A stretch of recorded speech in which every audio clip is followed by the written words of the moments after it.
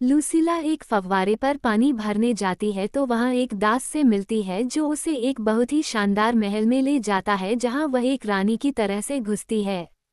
उसकी बहनें जलन की वजह से उसको सलाह देती हैं कि वो कैसे उस आदमी को देख सकती है जिसके साथ वह रात को रहती है। ये वैसा ही करती है जैसा वे कहती हैं।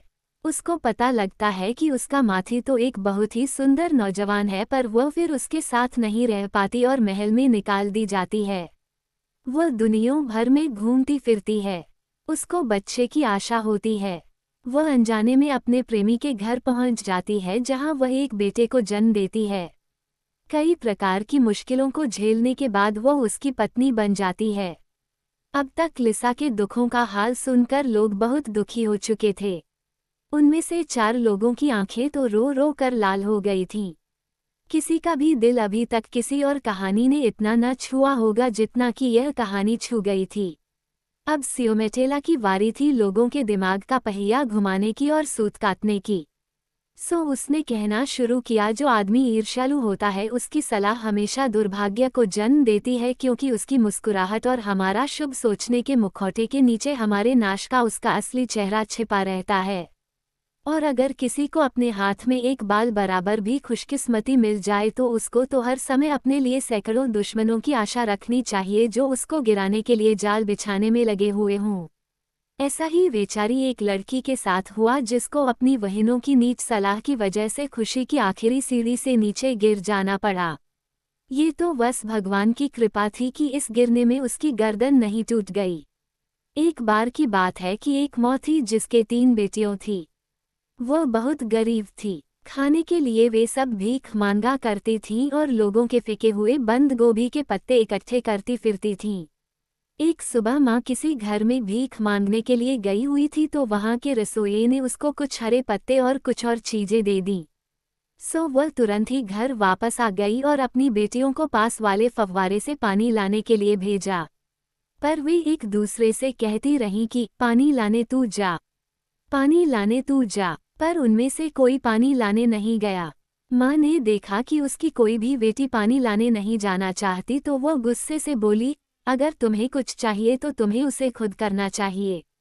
हालांकि वह इतनी बुढ़िया थी कि वह ठीक से चल भी नहीं पाती थी, फिर भी यह कहकर उसने एक जग उठाया और पानी लेने जाने ही वाली थी कि लूसीला, उसकी सबसे छोटी बेटी, बोली, माँ मुझे दो ये जग, मैं तुम्हारे लिए पानी भरकर लाती हूँ। हालांकि मैं इतनी ताकतवर नहीं हूँ कि मैं वहाँ से पानी ला सकूं, पर मुझमें कम से कम इतनी ताकत तो है ही जो मैं तुम्हारे लिए पानी ला सकूं। मुझे यह अच्छा नहीं लगता कि तुम ये काम करो। ये कहकर वह शहर से फव्वारे की तरफ चल दी। वह फव्वारा यह नहीं चाहता था कि डर से फूल मुरझा जाएं, इसलिए वह हमेशा उनके ऊपर पानी फेंकता रहता था। लूसीला जब फव्वारे पर पानी भरने गई तो वहाँ उसको एक बहुत सुंदर नौकर मिला। लूसीला को देखकर वो उससे बोला, ओ सुंदर लड़की, क्या तुम मेरे साथ चलोगी? मैं तुम्हें एक गुफा से होकर ले जाऊंगा। वहां मैं तुम्हें घर दूंगा जो यहाँ से ज्यादा दूर नहीं है, और मैं तुम्हें और भी अच्छी अच्छी चीजें दूंगा। लूसीला, जिससे न कोई कभी कुछ मीठा बोलता था और न ही कोई उससे अच्छा व्यवहार करता था, बोली, ठीक है, मैं ज़रा यह पानी अपनी माँ को दे आऊँ, उनको पानी की ज़रूरत है, फिर मैं तुम्हारे पास आती हूँ। कहकर वह पानी देने के लिए घर चली गई। वहीं जाकर उसने अपनी माँ से कहा कि मुँह में भीख मांगने जा रही हूँ। कहकर वह फिर फव्वारे के पास गई जहाँ वह नौकर उसका इंतजार कर रहा था। वहाँ से वह उसके साथ उसके घर चली गई। उसका घर आईवी और दूसरी तरह की बेलों से ढका हुआ था। जब वो वहां पहुंची तो वह उसको नीचे बने हुए एक महल में ले गया जो बहुत शानदार बना हुआ था और जिस पर सोने की खुदाई का काम हुआ था। उनके वहां पहुंचते ही तुरंत ही एक मेज लगा दी गई जिस पर बहुत बढ़िया वधिया खाना लगा दिया गया था। जब उसने खाना खा लिया तो कुछ नौकरानियों वहां आईं और उन्होंने उसके फटे कपड़े उतारकर उसे बहुत वधिया कपड़े पहनाए। शाम को वे उसे एक कमरे में ले गईं जहां एक सोने का मोती जड़ा पलंग पड़ा हुआ था। उसको वहां लिटा कर जब उसकी मोमबत्तियों बुझा दी गईं तो कोई उसके पास आकर लेट गया। ऐसा कुछ दिनों तक चलता रहा। कुछ दिन बाद लड़की को अपनी माँ से मिलने की इच्छा हुई तो उसने यह बात उस नौकर से कही तो वह अंदर के कमरे में गया, वहां जाकर किसी से बात की और एक थैला भरकर सोना लेकर वहां से निकला। वह थैला उस लड़की को देकर कहा, लो यह अपनी माँ को दे देना और देखो रास्ता मत भूलना और जल्दी ही वापस आना। उनको यह मत बताना कि तुम कहाँ से आई हो और कहाँ जा रही हो। लूसीला वह थैला लेकर अपने घर चली गई। जब वह अपने घर पहुंची तो उसकी बहनों ने देखा कि वो बहुत सजी वजी है, सो वे तो उसके देखते ही जलन के मारे मर ही गईं। वो वहां कुछ घंटे ठहरी और जब वो वहां से वापस आने लगी तो उसकी माँ और बहनों ने उससे जिद की कि वे भी उसके साथ चलेंगी, पर उसने उनको साथ आने से मना कर दिया। वो उसी रास्ते से गुफा से होकर अपने महल में आ गई। वो वहां 2 महीने शांति से रही, पर उसके बाद फिर उसकी अपने घर जाने की इच्छा होने लगी तो उसने नौकर से फिर कहा कि वह अपनी माँ को देखने जाना चाहती है। इस बार भी नौकर ने उसे वहां जाने की इजाज़त दे दी और उसको एक सोने भरा थैला देकर विदा किया। ऐसा 3-4 बार हुआ तो उसकी बहनें उससे बहुत ज्यादा जलने लगीं। आखिर उन बहनों ने आपस में मिलकर यह निश्चय किया कि वे उसके बारे में एक गुल से बात करेगी जिसको कि वे जानती थीं। उसने उनसे पूछा कि वह कैसी है। सो अब की बार जब लूसीला घर आई तो उन्होंने उससे कहा, हालांकि तू हमें अपनी खुशियों के बारे में बता नहीं रही है, पर तुझे पता होना चाहिए कि हमें सब पता है।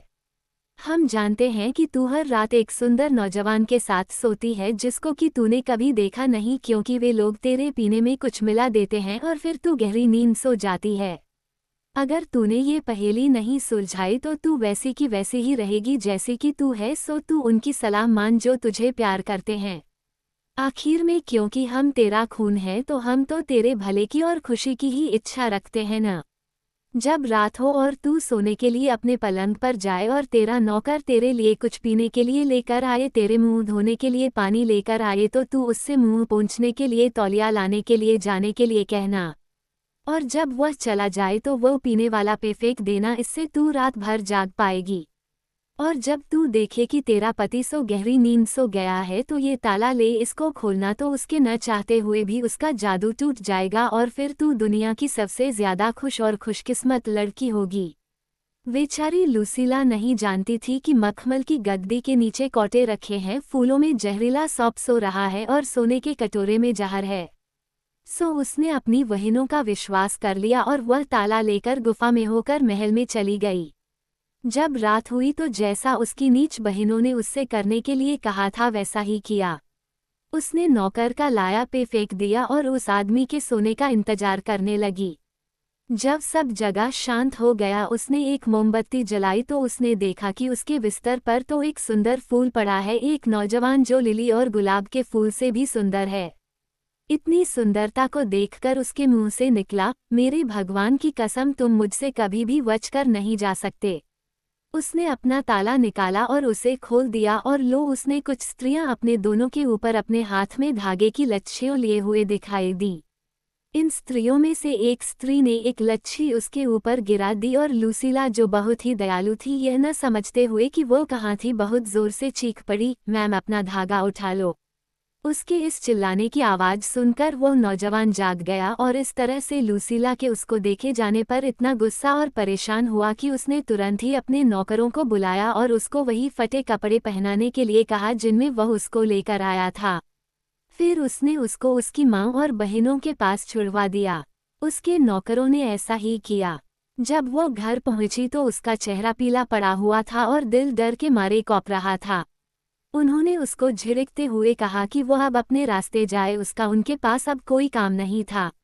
अब उसको पता ही नहीं था कि वो किधर जाए, सो वह इधर उधर भटकती रही। उसको बच्चे की आशा थी। काफी इधर उधर भटकने के बाद वह दुखी लड़की टोरेलोंगा शहर आ गई। वहां वह महल चली गई और राजा के अस्तबल की तरफ चली गई। वहां जाकर वह भूसे के बिस्तर पर आराम करने के लिए लेट गई। यहाँ उसको एक शाही दासी ने देख लिया तो उसने उसको बहुत अच्छी तरह से रखा। कुछ दिनों में जब उसके बच्चा होने का समय आया तो उसने एक बेटे को जन्म दिया। वह बच्चा तो ऐसा लग रहा था जैसे कोई सोने की पोटली हो। जिस दिन वो पैदा हुआ उसी रात को एक सुंदर नौजवान वहां आया जहां माँ और बच्चा लेटे हुए थे। उसने बच्चे को अपनी गोद में उठाया और बोला, ओ मेरे सुंदर बेटे, अगर मेरी माँ तेरे बारे में जानती तो वो तुझे सोने के पानी में नहलाती और सुनहरे कपड़ों में लपेटती।